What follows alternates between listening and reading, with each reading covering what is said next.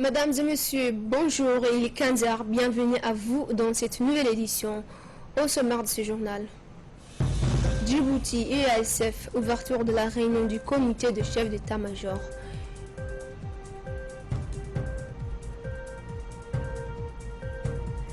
États-Unis, Afrique, 300 soldats américains au Cameroun pour lutter contre Boko Haram.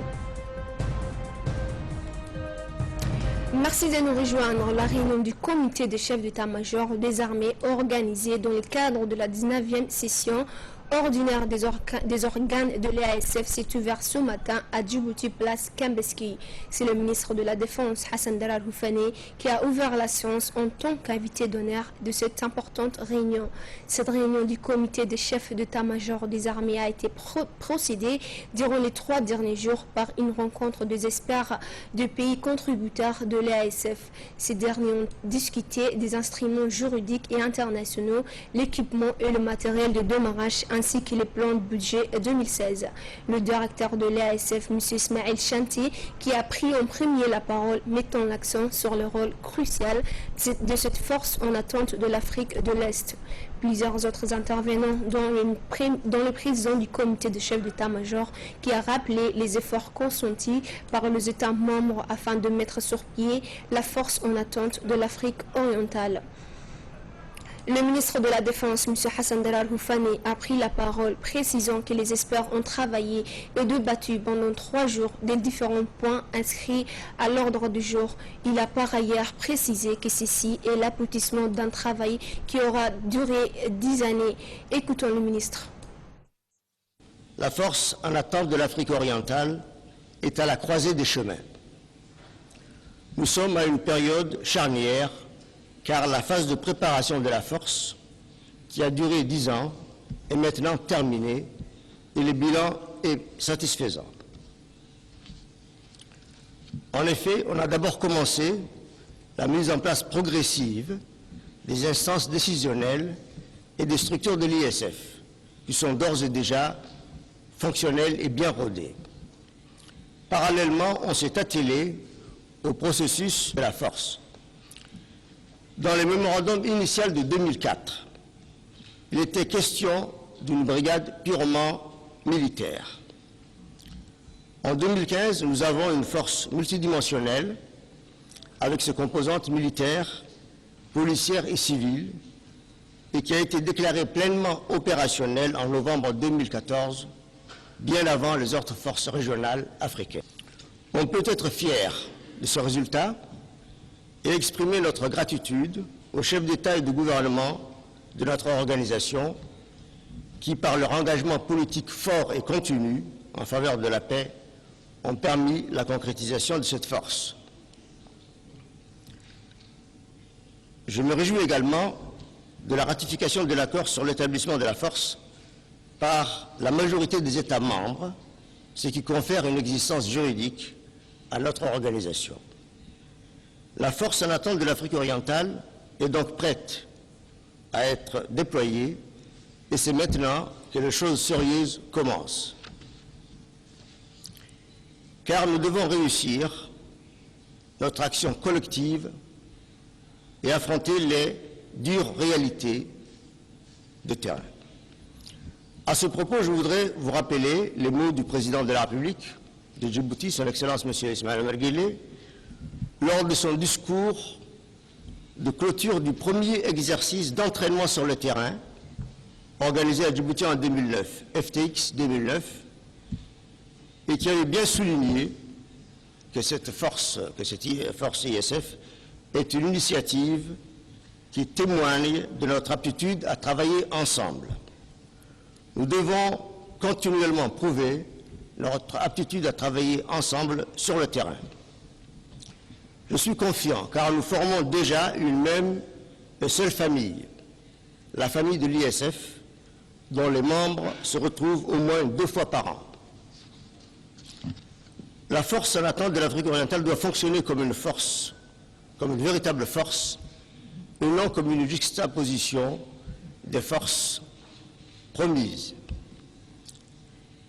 Par ailleurs, l'ISF devrait disposer des moyens financiers nécessaires pour son déploiement. Sous le haut patronage du ministre de l'Éducation nationale et de la formation professionnelle, à son tour, la région d'Ali-Sabié a célébré hier matin la journée mondiale de l'enseignant.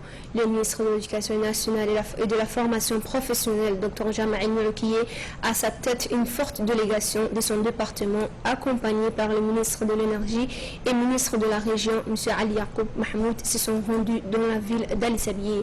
Dès leur arrivée, la délégation a été chaleureusement accueillie par le préfet de la région, M. Mohamed Waperi Assouré, les députés de la région, la famille éducative de la région, les élèves, les leaders communautaires et les habitants de la région d'Al-Zabié. Chaque année, la journée mondiale de l'enseignant est célébrée dans chaque pays. Cet anniversaire de la journée de l'enseignant, le ministre de l'Éducation nationale et de la formation professionnelle a choisi cette semaine pour commémorer et honorer l'enseignant, pour reconnaître son travail et son rôle dans le système éducatif et à sensibiliser la communauté nationale à la place qu'il occupe au sein de la société.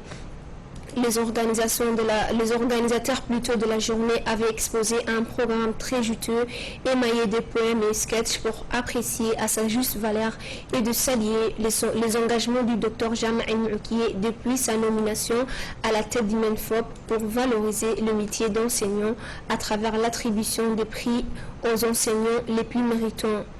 Dans son intervention à cette occasion, le préfet de la région, M. Mohamed Waperi Assouré, a mis l'accent sur l'importance de la journée de l'enseignant.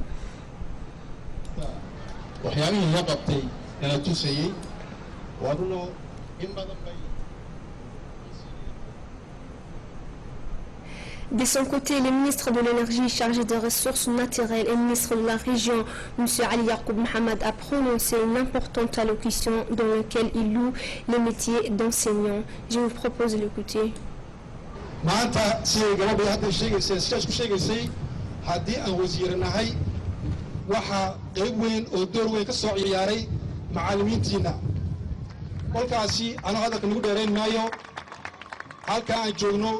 مسؤوليتنا هينو شرفتنا هينو إذنك أيا يقول كعياري.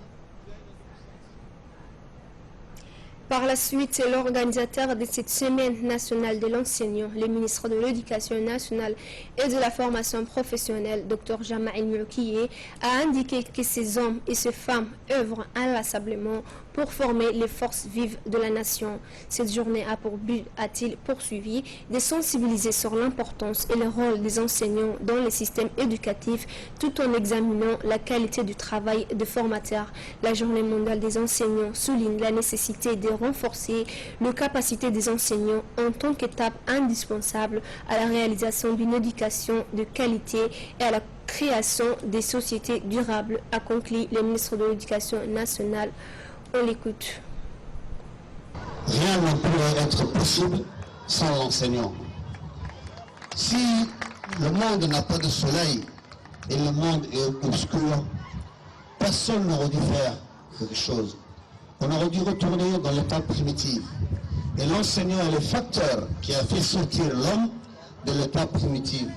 Lorsque l'homme a découvert le feu, c'était une découverte historique. Mais lorsque l'homme a découvert l'enseignant, c'est là où il a fait un pas gigantesque vers la vie, vers le progrès et vers le développement. Un enseignant est celui qui vous tire de l'obscurité et qui vous amène à la lumière.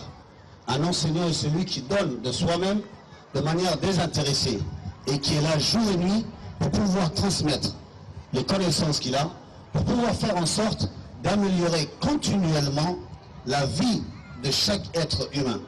Nous tous, nous avons passé dans les bras d'un enseignant. Après notre mère qui nous a conçus et notre père qui nous a élevés un bout de temps, c'est l'enseignant qui nous a pris dans ses bras, qui nous a guidés et qui a fait en sorte que nous puissions réussir dans la vie.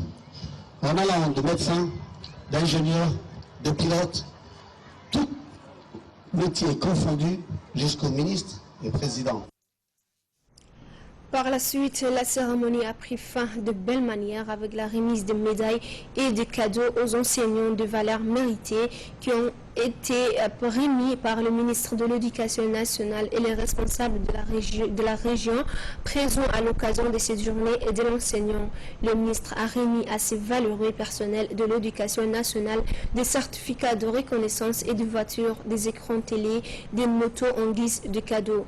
Écoutons l'interview en Somalie de M. Abdelazar Ali Bodé qui est parmi les lauréats de la journée.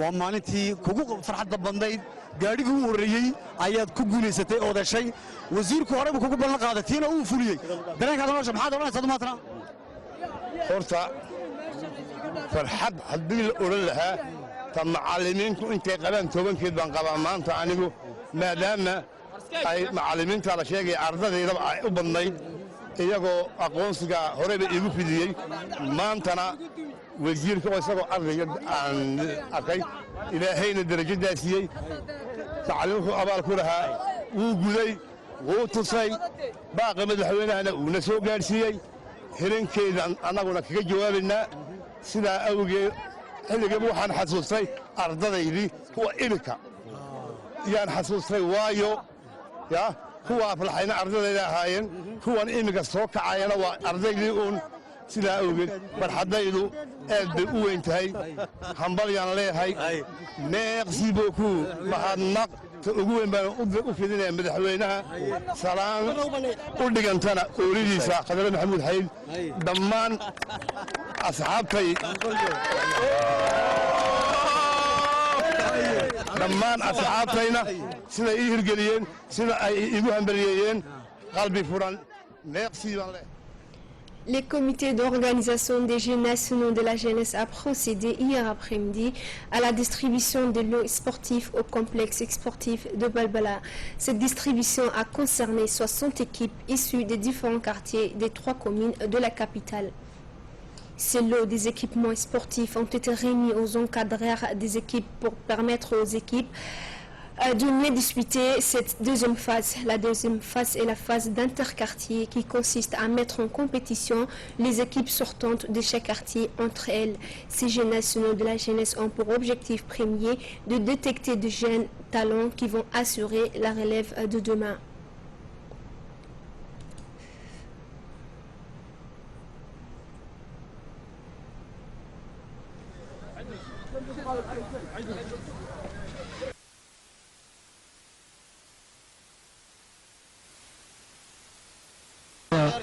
Nous venons de procéder à la remise de lots de matériel sportif aux équipes qui ont été qualifiées pour la fin de la seconde phase, si je peux le dire. Ces équipes s'élèvent en nombre de 60, toutes disciplines confondues, que ce soit masculin ou féminin. Et dans les jours qui viennent, nous allons passer dans les différentes régions de l'intérieur pour procéder également aux remises des équipements. Donc ces lots de matériel vont s'inscrire dans la politique de la redynamisation du sport, et ce à partir de la base, à partir du cadet. Et toujours dans le nouvelle du pays, le comité de gestion communautaire de Balbala Naf a organisé à son tour un atelier de sensibilisation sur le méfait de mutilation génitale féminine. Cet atelier a été présidé par la coordinatrice de Balbala Naf, Nouma Ali Poulale, en présence de la supervision de Halima Nour de l'UNFD, du président de la commune de Balbala, Youssouf Nouhon, ainsi que de la représentante du ministère de la Santé, Fatouma Ali Chidé. Au total, une quarantaine de personnes, en majorité de femmes, ont participé à cet atelier. La coordinatrice Halima Nour a expliqué que la mutilation génitale pratiquée aujourd'hui en cachette doit être cessée. Cette pratique n'est qu'une mauvaise coutume et la religion musulmane ne vous y oblige pas. Donc luttons, a poursuivi la coordinatrice contre ces fléaux. Plusieurs personnes ont pris la parole plutôt tour à tour et le débat fut fructueux. Et concernant toujours la sensibilisation contre la mutilation génitale féminine, les centres communautaires de gestion des Hayabli a organisé un atelier. Cet atelier a été organisé et présidé par la coordinatrice du centre Hush Roblé ainsi que ses collaborateurs en présence de la coordinatrice Halima Nour de l'UNFD. À cette occasion, des sketchs et des danses traditionnelles ont été présentés par les jeunes du quartier. Comme dans d'autres centres communautaires de gestion, l'atelier a été organisé avec une étroite collaboration de l'UNICEF et de l'UNFD. Une grande soirée religieuse organisée par les responsables de la commune de Belbala, intitulée Ziarat Charmoussa, a eu lieu dans la commune de Belbala. Une soirée placée sous le signe de la solidarité et de la compassion entre les responsables de la commune et les habitants ou les Belbalawiens. Au menu de cette soirée animée par le Cheikh Bachir, avec à ses côtés les présidents de la commune de Belbala, Youssouf Hassan Nuho, des incantations et chants religieux en hommage au Cheikh Moussa ainsi qu'à notre bien-aimé prophète Mohammed, paix et salut de Dieu soit sur lui. Et aux nouvelles du monde, le président de l'autorité palestinienne, Mahmoud Abbas, a affirmé mercredi soir de soutenir. Bonjour et bienvenue encore une fois. Bonjour Ferdous.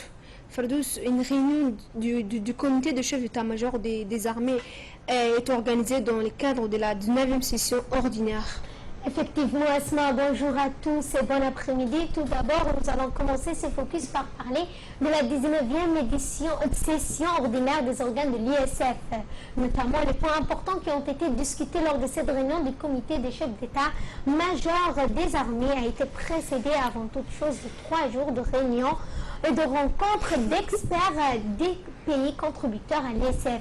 Lors de cette réunion, il était question notamment d'instruments juridiques internationaux, équipements et matériel de démarrage, ainsi que le plan de budget 2016. Le directeur de l'ICF a pris en premier la parole en mettant l'accent sur le rôle crucial des forces en attente de l'USF, notamment en parlant de problèmes juridiques que rencontrent les armées, le problème de démarrage des matériels et tout ce qui est avec. Ferdous, il y a une poignée de main, mais toujours pas d'entente au Portugal entre la coalition.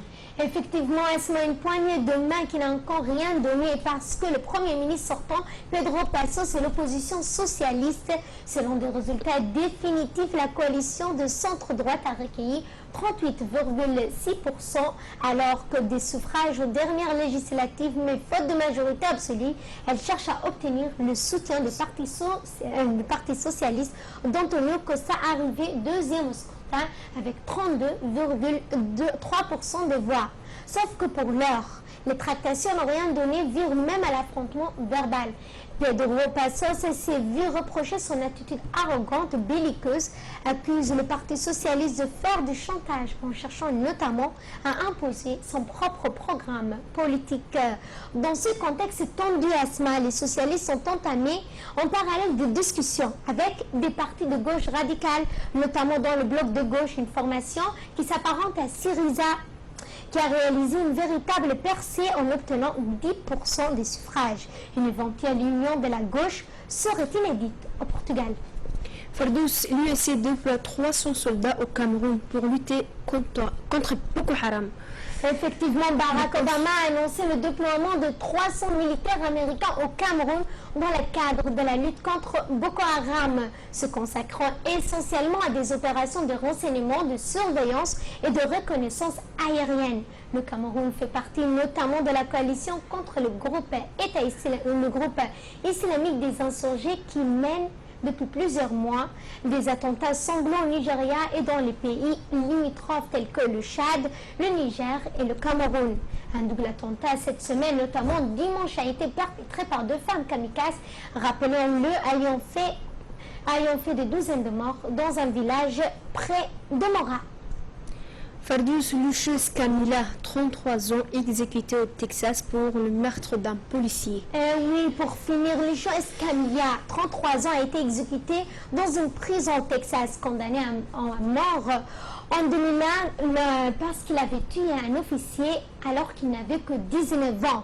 Il a reçu une injection létale cette semaine. La Commission des grâces et des libérations conditionnelles de Texas ainsi que la Cour suprême des États-Unis ont refusé d'accorder à ce dernier un sursis, notamment parce qu'il avait commis un meurtre alors qu'il n'avait que 19 ans.